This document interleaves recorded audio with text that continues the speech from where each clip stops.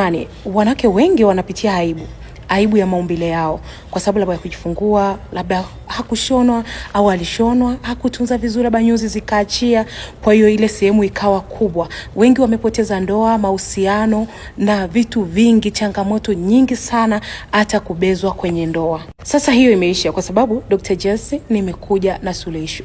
Unajijua kabisa uliwahi kuchanika maumbile yako hayako sawa, au na changamoto yoyote ile maumbile ni makubwa, hebu njoo nikuone, njoo tukuone, njoo tukuhudumie, njoo turejeshe tabasamu la ndoa yako, tabasamu la mahusiano yako. Inawezekana. Yes, inawezekana ukarudi kuwa kawaida kabisa, wala usiwe na changamoto kabisa. Hilo linawezekana. Karibuni. Tupo Arusha, tupo Dar es Salaam. Kwa karibuni sana. Na nashukuru sana watu wa Arusha, leo tumemaliza salama.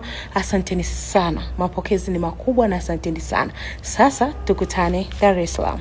Na kwa watu ambao wako mikoa tofauti na Arusha na Dar es Salaam, basi tunaweza tukawasiliana, tukaangalia namna ya kuwasaidia, kwa sababu niko hapa kwa ajili ya kuwasaidia wote. Asanteni kwa kunisikiza. Until next time. Bye bye.